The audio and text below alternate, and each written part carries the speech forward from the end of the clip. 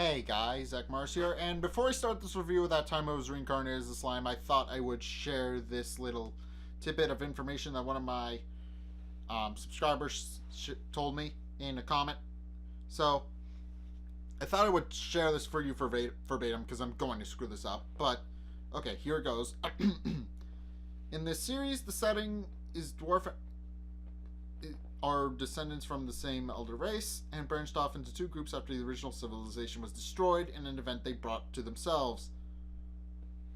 The High Elves value more on study of magic found in old kingdoms to the west of the old civilizations, and the High Elves valued more on practical use of magic found in own hideouts in the mountains to the north. After 2,000 plus years of evolution, the Western Elves mostly retain their original bloodlines as they are a closed nation not welcoming outsiders, while the Northern Elves evolved or devolved into dwarves. You see here as they welcome outsiders, i.e. they don't value pure bloodline as much. Those in the dwarf nobility still retain some physical features from the High Elves and from other races, mostly humans, they crossbreed with. Hence you see they are more human-like. Kaijin and his co are not born in a noble family. Also because of the same origin, dwarf and elves are usually friendly toward each other, while most of the few remaining families of high elves, royalty, deems themselves superior to the other dwarves. Most of these are not going to be explained in the anime, as they are background information published in the official data book, LN Volume 8.5. Okay, so what you can take away from that is that elves and dwarves came from a common ancestor, and then thousands of years later, they split off into two separate, different gene pools, I guess, with the dwarves being more accepting of people and the elves being more shut off. And he also explains that this is never going to be explained in the anime, which is why I covered it here. But that being said, let's get into this episode, which was titled Shizu, which is where we finally meet Rimuru's soulmate. And she's cute. She's cute, and I did expect her to be the girl that we saw from the trailer, and her name is Shizu, and we do find out that she is in fact the person that Rimuru is destined to be with.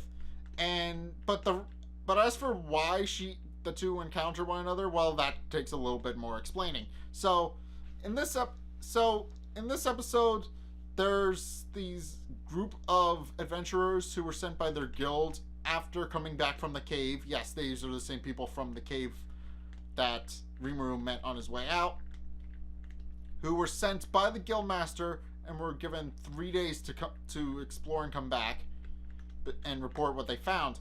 And they're pretty upset about this because they just got back, and I forget what their names are, so I'll have to, I don't know, I'll picture them next to each other or something right here on the video or something. But they show up, they are upset, and are approached by Shizu, who is the girl that Rimuru is destined to be with. I think I explained that, but I don't think I mentioned her name.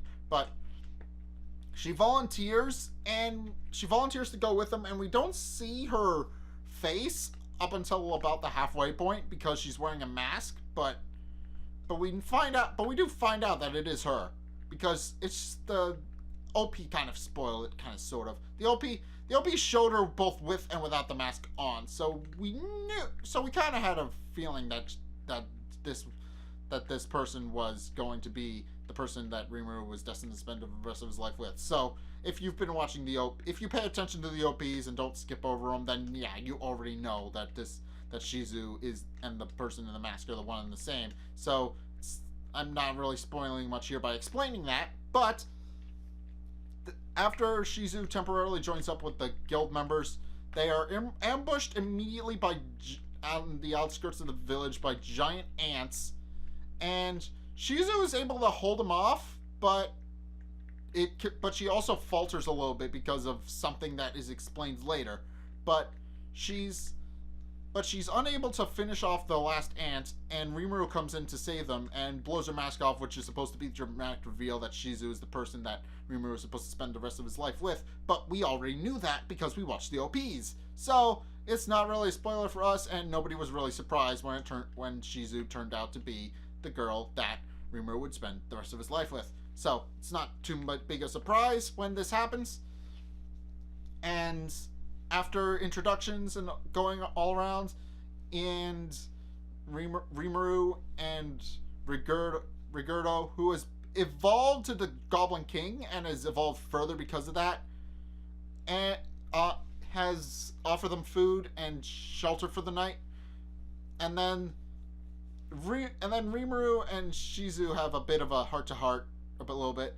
The two find out that they're from the same region. They're both from Japan, and they both do bond over the fact that Rimuru made a joke from a TV series that she never watched, but she heard about, and she knew that that was what the joke was from.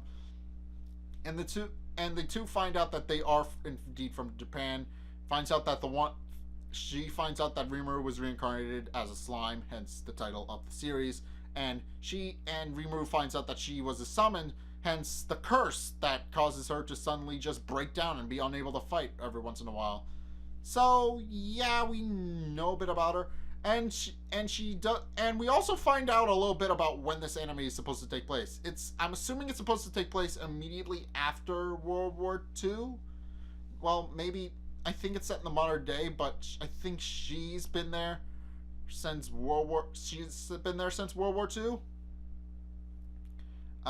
Which only begs the question of how she's managed to stay so young, but I think that's part of the whole being summoned thing. I'm pretty sure that's the whole reason why she looks so young. But she looks like she's about 20, so she's about my age, I think.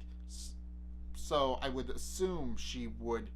So there's got to be something that's causing her not to age. It's probably because of the magic that caused her to come there, but I'm not sure. And we also do find out that she is, in fact, the same exact girl from the first episode who got engulfed by flames and disappeared. And we find out that was her being summoned, and then she was also possessed by an Ifrit immediately upon arriving, and that's why she can now control fire. And then Rimuru also shows her that Japan has indeed prospered in the time since she's left after the war. Although at first he accidentally shows her a picture of an elf girl on his computer as part of his memories, because he's showing her his memories, and it's kind of like browser history. You don't want certain people to see certain things. You know what I'm saying? You all know. You all get it. You all know that there are some things that you don't want your parents or your girlfriend or whoever to see on your computer, and and this is kind of like what Rimuru did. He linked minds with Shizu, and she kind of saw a half-naked elf girl on his computer. So yeah, there's that. Okay, so this episode is, so that's mainly all there is to this episode. We also learn a bit more about how Gabuta actually learned how to summon his elf wolf, and we also see that the population of the village has doubled to 500, and well, Rimuru of course named every single one and fell asleep for another 3 days. So yeah, there's that. Rimuru's a kind soul. He likes to name people. He likes to give everybody names and make sure they all feel special. So yeah, that happened, and unfortunately for old Gabuta, he may be pretty good at summoning his wolf friend, but he's not very good at teaching. So yeah, he's trying. Yeah, there's a little scene in here where he's trying to teach people how exactly to train themselves to summon their Tempest Wolf, but he's not very good at explaining it. And we also find out that Kaijin's 3 helpers are actually all brothers. Makes sense. I mean, they're dwarves. They have a very brother-like relationship in most series, but in this case it's literal brothers. But so anyway, that's really all there is to this episode. It just introduced a new character. Well, actually quite a few new characters. I can math, but I don't remember all their names. I mainly forget the 3 guild members and the guild master. I don't remember what their names are. They were kind of just they have these really oddball names that I have a hard time remembering. So it's not until, so yeah, I'm not very good with names, and the fact that they're just a bunch of somewhat random syllables, at least to me, I mean, I'm not very good with normal names. I can remember simple names like Shizu or Rimuru, and I can especially remember all the goblin names because they're all variations of the word gob. So yeah, but I can't remember all the different names. I think one was named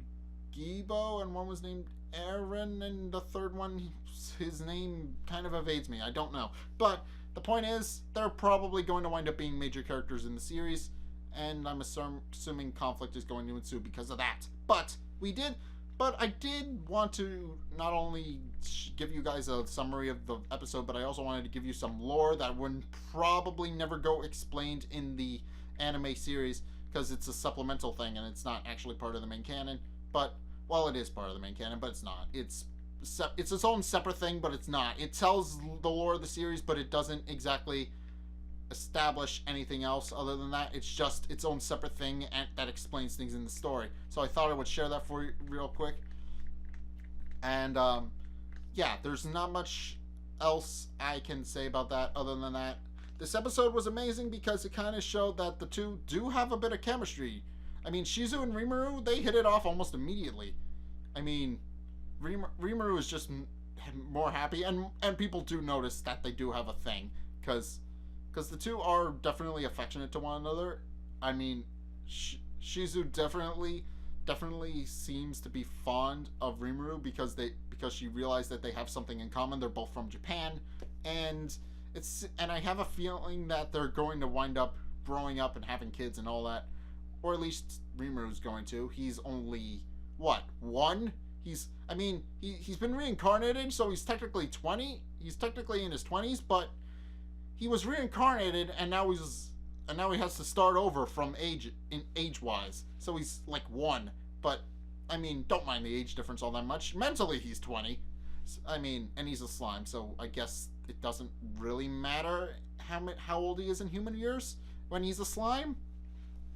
I'm not entirely sure how that works. Somebody has to explain that to me. I'm not entirely sure how that will work, but I've been rambling for too long. So if you guys have seen this episode of That Time I Was Reincarnated as a Slime, what did you guys think? Let's get a discussion going in the comment section down below, or over on my Discord server, link in the description. Either way, thank you guys so much for watching this episode. If you liked it, be sure to hit that like and the subscribe button to keep up with videos from me and all that good stuff. Also be sure to follow me on Facebook and on Twitter in the description below to see updates from me and other things and about projects and stuff like that.